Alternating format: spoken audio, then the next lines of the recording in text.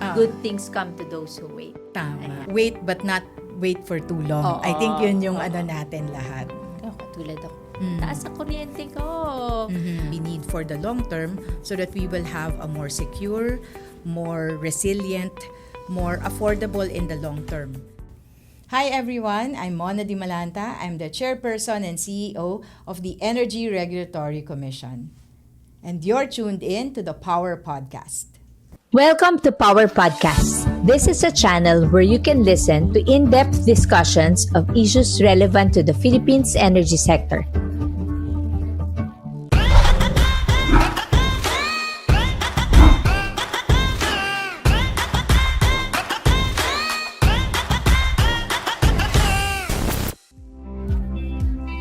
Power Podcast is a production of Power Philippines, the only online publication in the country dedicated to covering energy development across the archipelago. We cover all news and issues that spark meaningful conversations among members of our growing online community. We share the belief that sustaining the growth of the energy sector is vital to the growth of the country itself. Good day.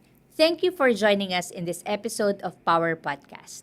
Whether you're watching on Facebook, YouTube, or listening to us via Spotify, Apple, or Google Podcasts, we hope you will enjoy listening in.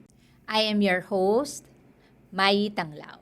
In this episode, we're joined by a trailblazer in Philippine energy policy, Monalisa Dimalanta, Chairperson of Energy Regulatory Commission or ERC. The ERC is the country's independent power regulator, created under the Electric Power Industry Reform Act of 2001. It plays a critical role in the energy sector by reviewing and approving electricity rates, issuing licenses to generation and distribution companies, enforcing service standards, resolving industry disputes, and ensuring that consumers are not overcharged. It also has a hand in shaping the long-term regulatory framework to support renewable energy, promote competition, and modernize the grid. In short, if it affects your power bill or the way electricity is delivered in the Philippines, the ERC is involved. Chair Monalisa Dimalanta brings a rare blend of legal expertise, public service values, and visionary leadership to the job.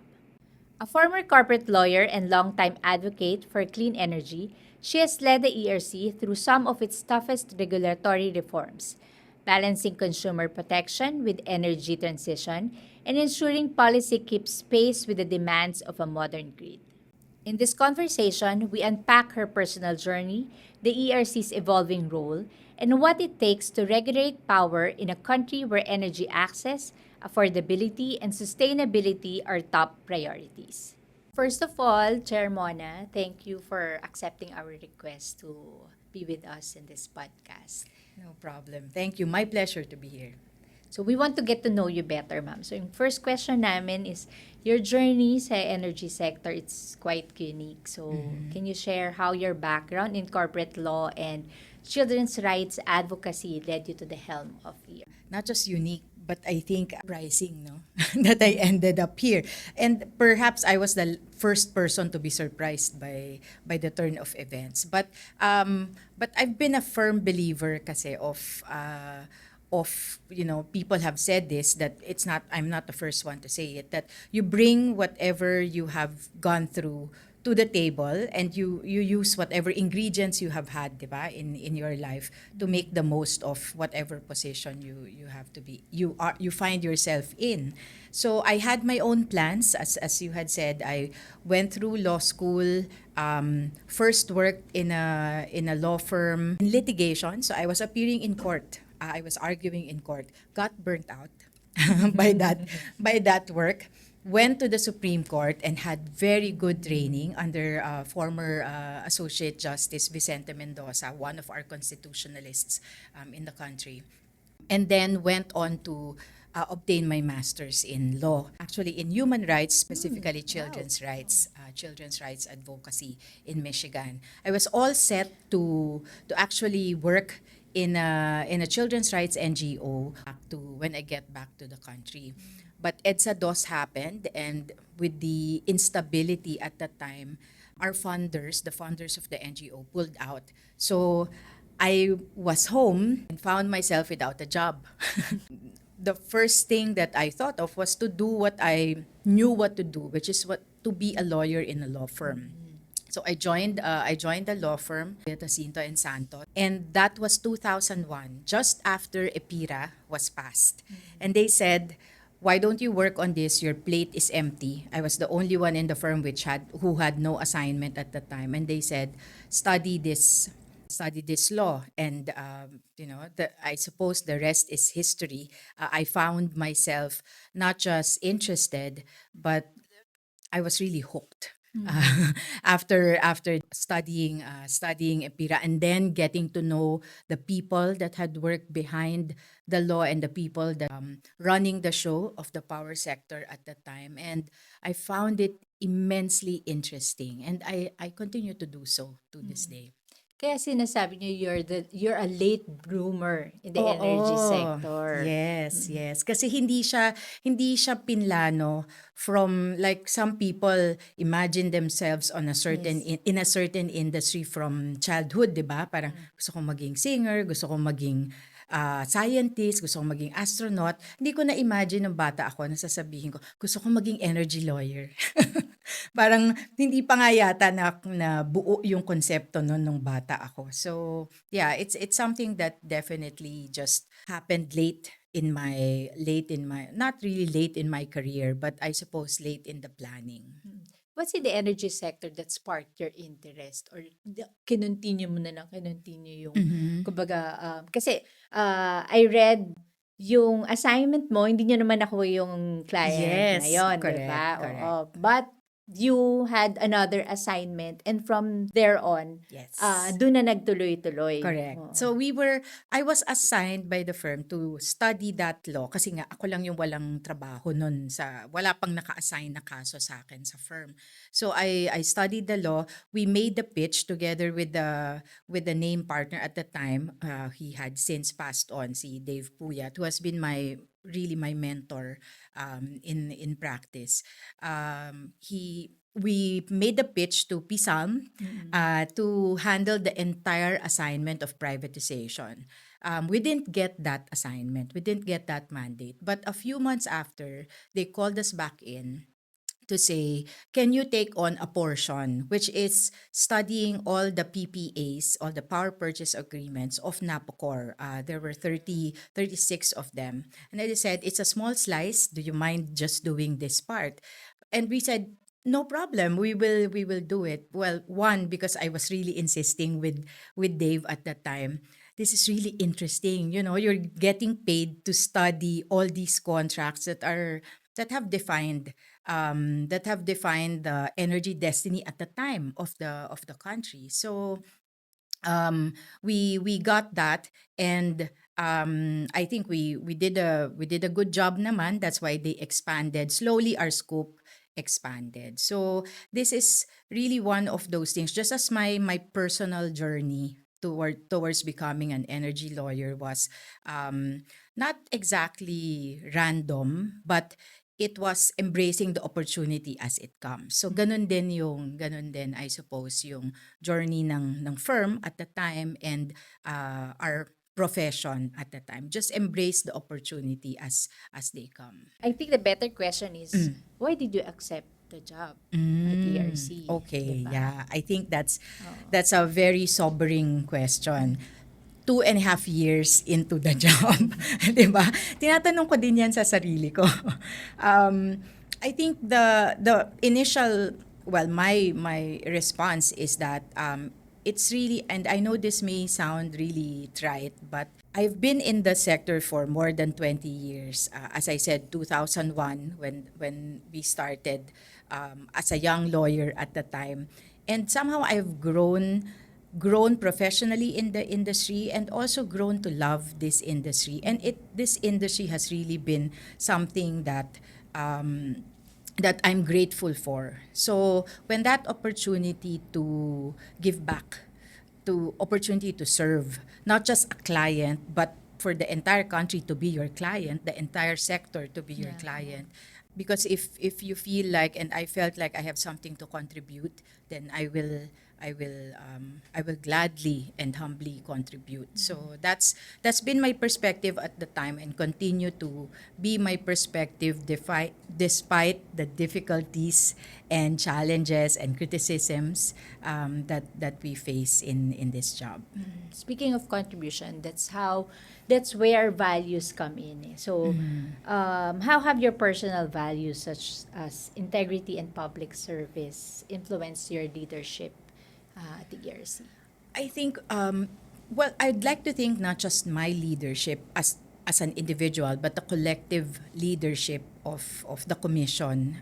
I think, well, one, public service is the job. I used to think when I was still practicing in a private capacity that okay lang yan, nagpa-public service pa rin ako. And I think that's innate in many of my contemporaries, many of my friends also, many of the graduates of UP, of the University of the Philippines, because we're always reminded, scholar ka ng bayan. So you have to give back, you have to serve as your way of giving back. So I think palaging nandun yon. And whether you find yourself in private practice or in the public sector, there's always that mindfulness that you need to serve the greater good. So parang hindi common yun. I think that's shared by all. But I think what's really proven to be a rock is really the value of integrity. Because there will be many interests that will try to sway you. Because if you're weak in that sense, all these interests will easily sway you from one end then to the other. So I think it has really proven to be not just a nice to have, but really a necessity. That value of integrity, and it's not something that that you have completed on this day and then you rest content, because it will always be challenged. So you have to keep building on that integrity in many dimensions of the job. Chair Mona, let's educate naman the people about ERC. Could you briefly explain the primary function of the Energy Regulatory Commission? Okay. Our functions are defined under the law, under Republic Act 9136.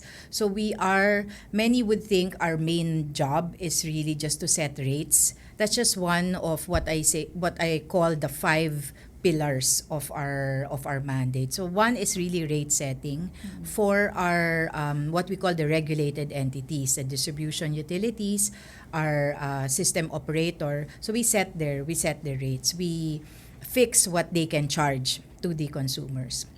Second, because we're already a deregulated generation, and we already have a deregulated generation and supply sector, we are tasked to promote competition in this sector. We are also tasked, of course, to protect consumer interests. That's our third and perhaps the heart really of our mandate. And then fourth, if there's anyone that's not following the rules, we are tasked to penalize those who don't play by the rules. And then we also have licensing functions. So we issue licenses to the players in the system. So it's like their ticket to play in the game. We issue their ticket to play in the game. Because the law was passed 2001, di ba? It's already 2025. 2024 mag-silver anniversary na siya soon. So ang nag-evolve talaga is the industry.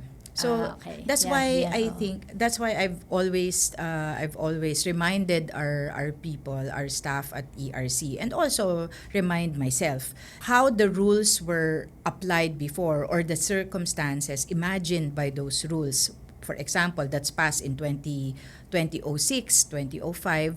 It's not the same environment na ginagalawan ng rules ngayon. So we need to also realize that we need to change also how we interpret the rules, if the rules cannot be changed, because many of our rules naman can be updated, and that's also an ongoing exercise on our part. We need to update the rules. Ang mahirap nga lang magbago yung batas kasi I need to go through Congress, but we're also pushing for amendments of EPIRA kasi nga 20 plus Yes. years na, 'di ba? Yung technology pa lang, yung pagkakaiba ng technology. Ibang-iba na. Sabi ko nga, 2001 hindi man na-imagine ng EPIRA yung itong AI. AI, hindi lang AI, yung paglago ng renewable energy industry. 'Di ba? In 2008 when RE Act was passed, sabi niya, sulong mo lahat ng renewable energy. Hindi yun na-imagine ni EPIRA noong 2001. So yung na-imagine ni EPIRA, for example, nalilisensyahan naming mga generators, siguro na-imagine niya up to 100 lang. Ngayon, we have close to 300 generators in the system. Medyo mabigat na po yun na lisensyahan. Not to say that we cannot do it, but the job has really evolved over time. And dahil nag-evolve ng industry, mas lumawak na rin yung dami ng mga ipopolis ng Correct. ERC, diba? Correct. Yes, yes. Dadami yung ipopolis, dadami yung possible arrangements among those who you are trying to police, 'di ba? Kasi mas marami ng permutations ng transactions na pwede nilang pasukan. Tapos yung mga policies, syempre kailangan mo i-review na lahat din 'yon kasi as you said earlier, yung EPIRA at the time that it was passed, di naman niya na-imagine na the industry will grow this big. Yes. Diba? One classic example or one particular example is the requirement under EPIRA for generation companies to list to do public listing within or not after 5 years of operation. So, sabi doon, mag-list ka, Genco. Walang sinabing distinction na malalaking Genco lang yan. So, imagine now, renewable energy companies are also classified as Gencos. Some of them are really small. For example, a 200 kilowatt run-of-river hydro in the hinterlands of whatever province, papalist mo siya. So those are the things that we have been demonstrating also to Congress, that maybe this compels a revisiting of the requirements. Kasi ang PSE has its own rules Correct. Diba? Yung activity ng mga listed companies, meron ding requirements. Tedious yun. And really, it requires, just to go through listing also requires cost. Although SEC has worked with us on a streamlined process for the listing of power companies. But even if we're able to list them, will the market buy? Yes, exactly. Will you invest in a 200 kilowatt mini hydro plant, for example, in a province that you have never visited? I mean, okay lang may developmental funds na nag-i-invest sa mga ganon. Pero yung appetite ng public, so baka ma-force natin siyang to undergo the listing only to fail. So sayang, 'di ba? Maging dormant lang. Oo. And then delist in the process. Yes, in the process. Diba? Right. How does ERC balance yung quasi-judicial, quasi-legislative, and administrative functions to ensure fair and efficient energy regulation? Very, very delicately, I guess is the response. All those the various natures of our agency, quasi-judicial, quasi-legislative, and administrative, are what I would like to think are supposed to be fit for purpose. For example, the licensing requirements for generation companies. Do we need to undergo a quasi-judicial process? Meaning, baka po hindi alam kung ano ibig sabihin ng quasi-judicial. Mag-hearing pa ba kami, magpa-publication, undergo that tedious process as if pupunta ka sa korte, parang ganyan, para lang ipalista yung generation company mo. Hindi siya fit for purpose, 'di ba? So, pag ganon, administrative yung function namin. So, nililista yung mga functions, tinutugma dun sa tamang paggamit ng otoridad na binigay sa amin para mas efficient yung trabaho namin. So may mga bagay na kailangan under the law quasi-judicial, like rate setting. Rate setting is always quasi-judicial kasi yung impact sa public napakalaki, 'di ba? So may mga ganon na hindi namin kayang galawin. But to the extent that we can move certain things, we do so that we can be more efficient. One of ERC's critical roles is to review and approve electricity rates. Ito na, very Ito na. controversial. What criteria does the ERC use to determine if rates proposed by utilities are fair and reasonable? Okay. Yung standard na sinet kasi ng batas is least cost.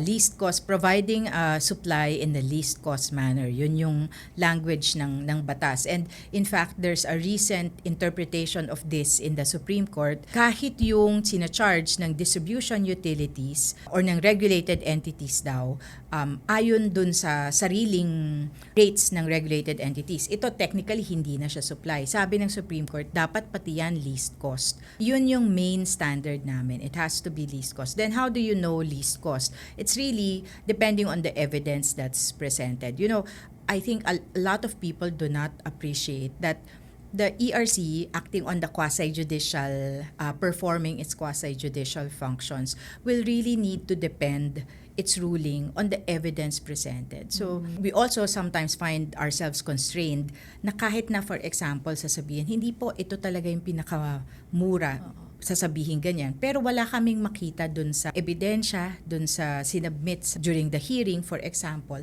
na siya yung pinakamura. Hindi namin marurule na yun yung pinakamura kasi wala kaming magiging basihan. So, we need to also have basis for all our rulings.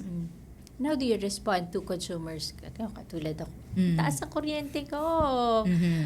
Kasi it all boils down to yung rates na sinisingil sa amin ng distribution utility namin. How do you respond to that mga criticisms, especially you as a head of ERC? Kasi as a head of ERC, consumer din ako eh. 'Di ba? Kaya nga may mga sometimes hindi po exempted si hindi ma'am po, sa pagbayad nagbabayad ng din ako kuryente. Oo, may ganun pang umikot dati na nag-viral na nililibre daw ako ng distribution Oh my utility ko. God. Sabi ko, hindi. Sabi ko, nagbabayad din ako. Mas conscious nga ako dahil syempre ayaw mo na maputulan ka ng kuryente. Correct. Kasi, 'di ba? So, consumer din ako. So, yung kung nararamdaman natin na tumataas, nararamdaman ko rin po yung pagtaas. Yes. So, binabayaran ko din yung pagtaas na yon. So, in that way, we're not insulated from not just myself, but all the members of the commission, we're not insulated from the effects of the decisions that we make. And I think that's how it should be. We shouldn't be insulated from the effects of our own decisions. Para alam namin, mas conscious kami dun sa impact ng mga ginagawa namin, 'di ba?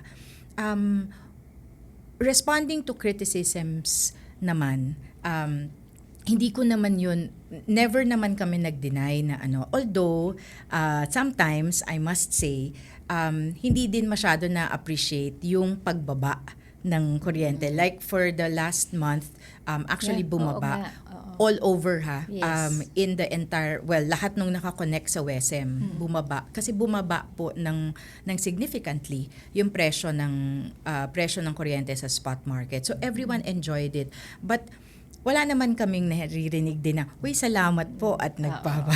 Kasi, pero okay lang yon kasi hindi naman po kami yung nagpababa ng kuryente. And in the same manner na hindi kami nagpababa, hindi rin naman kami yung nagpataas. Most of it would come, although there are instances na decision namin yung nagli-lead to increases. But usually for generation rates, it's a factor of the cost that went into the production of that electricity.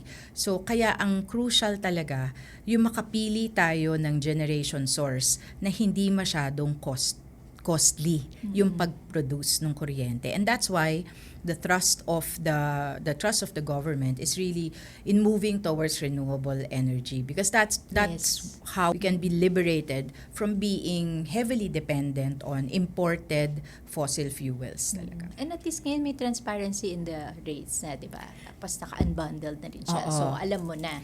May Diba? may mga projects pa kami diyan para we can enhance transparency. Not many people visit our website. We realize hindi masyadong mataas yung traffic ng website namin, particularly dun sa site where we have the Philippine map.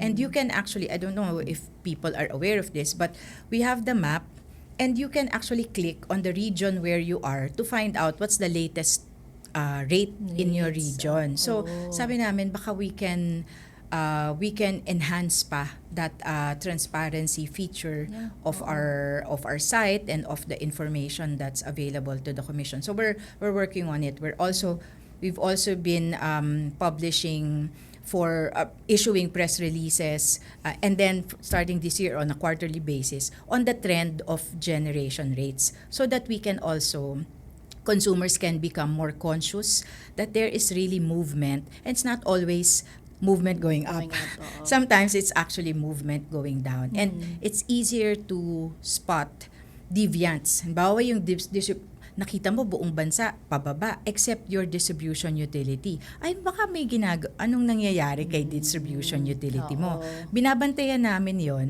Pero pwede din bantayan 'yun ng consumers, especially yung mga nasa electric cooperatives, kasi sila yung bumoboto dun sa opisyal ng electric you have to be cooperative vigilant. nila. You have to, kailangan may alam ka at makikialam At ka. makikialam ka. Yan, Yun yung isang gusto nating i-empower yung consumers, na pwede siyang armed siya with information para kung ready siyang makialam, hindi siya makikialam off the cuff. Meron siyang ebidensya. Sabi nga nila, may resibo. May resibo siya pag nagreklamo siya doon sa electric cooperative And in niya. this day and age, kailangan data-driven. Yes. Diba? Kapag Yes. meron kang pinaglalaban, kailangan backed up by data naman Oo. yun. And that's something that they can find in the website. Yes, we will provide that para yun nga kasi gusto natin talaga consumer empowerment eh. So yun yung then we provide all that's necessary to the consumer so that they can exercise their power of choice, their power to elect their electric cooperative representatives. Let's talk about AI naman. Okay. So in your speech at Meralco Power Academy's Giga Summit 2025, you emphasize grounding AI adoption in purpose and accountability. So how is ERC integrating these principles into its regulatory framework? Okay. I guess two aspects. The first, we integrate it in our regulatory policies. We need to, as I mentioned earlier, we need to adjust also to the industry. So industry is already adopting AI. We need to also embed that in our frameworks, in our policies. So we're updating our rules. For example, I've really been pushing for our team to finally complete our AMI regulatory framework, because we see and we hear the clamor actually of not just customers but of our distribution utilities that they need this technology so that they can serve better. Yun yung smart metering. Yes, smart meter, advanced metering infrastructure, AMI. We were talking about regulatory, the retail aggregation program, right?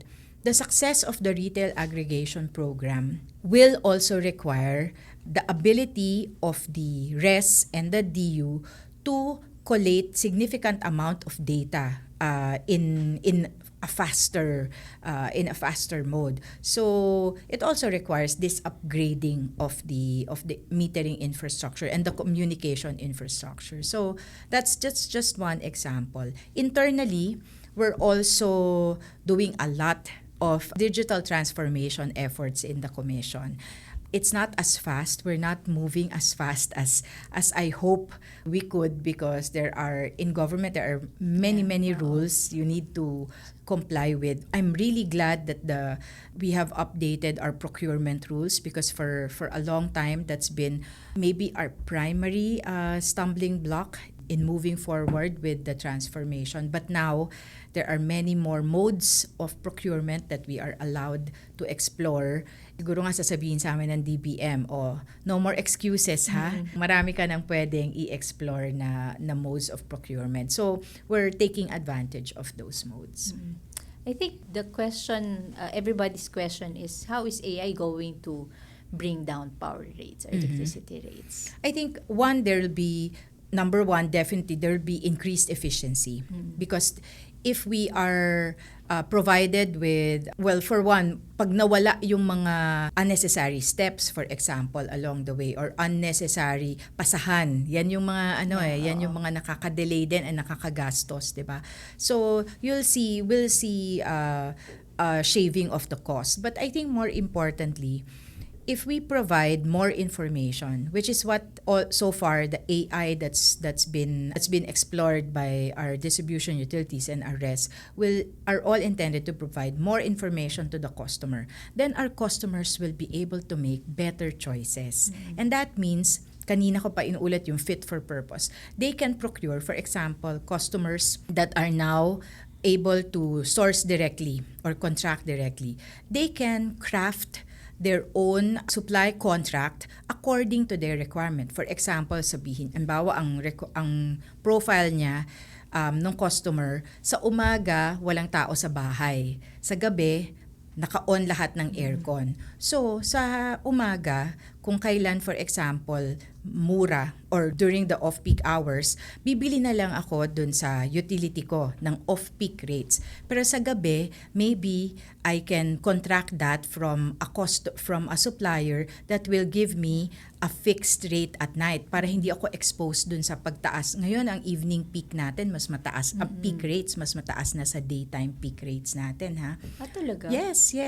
That's ngayon, hindi pa ganun kadami yung solar and rooftop solar na operators. Pero nakikita na natin yung the initial illustration of what they call in other areas as the duck curve. Mas mataas yung rate sa gabi. So sasabihin ko, bibili na lang ako ng fixed rate sa gabi sa isang supplier kasi mas matalino na siya. Pero kung hindi niya alam yon, hindi alam ng customer kung ano yung profile niya, hindi niya maiisip na kaya ko palang gawin yon, 'di ba? So, yun yung isa sa pagpapababa ng cost that can result from all these information technologies that we now have. And I think yun yung nami-misappreciate din easily ng public na pagpababa ng rates, hindi necessarily isa-slash mo yung rates ng lahat. Not a sledgehammer approach, but really a scalpel approach if we empower our consumers better. And I like what you said dun sa parang forum ng Energy Exemplar na yung A in AI shouldn't be just artificial, but it's assistive, accountable, and advancing. Yes. I like that. Oo. Para actually, I think that's taken for granted because it's easy to just say artificial. But artificial, as I said, takes out the humanity in what you do. But ultimately, it's about people. And we can remind ourselves of that if yun lang, parang mas madaling maalala, assistive intelligence, kasi pinapasok mo yung dahilan kung bakit ba ako nag-e-explore nitong technology na to. Hindi lang dahil madali siya, pero dahil may gusto kong puntahan, 'di ba? It's to assist me in getting to lower rates, 'di ba? Assistive, all these other purposeful use of AI.